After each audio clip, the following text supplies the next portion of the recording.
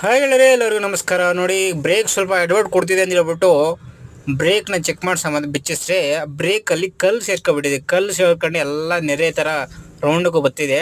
ಹಂಗಾಗಿ ಬಿಚ್ಚಿಸ್ಬಿಟ್ಟು ಸ್ವಲ್ಪ ready clean ಮಾಡಿಬಿಟ್ಟು ಹಾಕ್ಸೀನಿ. ಸದ್ಯಕ್ಕಂತೂ ಈಗ ಬಂದು ತಗೊಂಡು ಬೆಳಗ್ಗೆ ಬಂದು ಸರ್ವಿಸಲ್ಲಿ ಬಿಟ್ಬಿಟ್ಟು ಗಾಡಿ ರೆಡಿ ಮಾಡಿಸ್ತಾ ನೋಡಿ. ಸೆಕೆಂಡ್ ಬಂದ್ಬಿಟ್ಟು ಹೆಡ್ಲೈಟ್.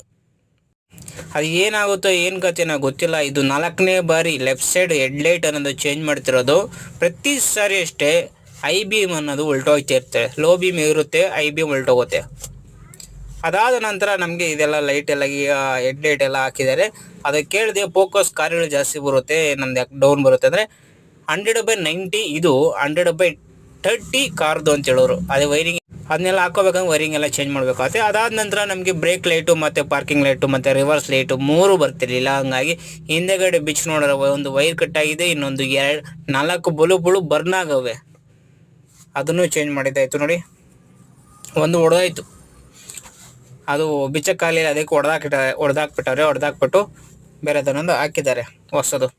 ಒಟ್ಟಾರೆ ಇವತ್ತು ಗಾಡಿ ಏನೇನು ಪ್ರಾಬ್ಲಮ್ ಎಲ್ಲ ರೆಡಿ ಆಯಿತು. ಅದಾದ ನಂತರ ನಮಗೆ ಬಂಸಂದ್ರದಿಂದ ಈ ಮೆಟೀರಿಯಲ್ ಅನ್ನೋದು ಲೋಡ್ ಆಗಿದೆ. 45 ಶೀಟಿಗೆ ಬರೀ 21 ಶೀಟ್ ಮಾತ್ರ ಲೋಡ್ ಮಾಡಿದ್ದಾರೆ. ಯಾಕಂದರೆ ಇರೋದಷ್ಟೇ ಸ್ಟಾಕು ಲೋಡ್ ಮಾಡಿದರೆ ಅದನ್ನು ಲೋಡ್ ಮಾಡ್ಕೊಂಡು ನಾವು ಎಲ್ಲಿಗೆ ದೊಂಬಸಂದ್ರ, ಚಂದಾಪುರ ರೋಡಾಗಿ ದೊಂಬಸಂದ್ರ ಅನ್ನೋ ಸಿಗುತ್ತೆ, ದೊಂಬಸಂದ್ರದ ಹತ್ರ ತಗೊಂಡೋಗಿ ಖಾಲಿ ಮಾಡಿದೆ. ಅದಾದ ನಂತರ ದೊಂಬಸಂದ್ರದಾಗೆ ಪಕ್ಕದಲ್ಲೇ ಲೋಡ್ ಆಯ್ತಿದ್ದು ಪ್ಲೇವುಡ್ ಲೋಡ್ ಆಗಿದ್ದು ಬಸವನಗುಡಿಗೆ.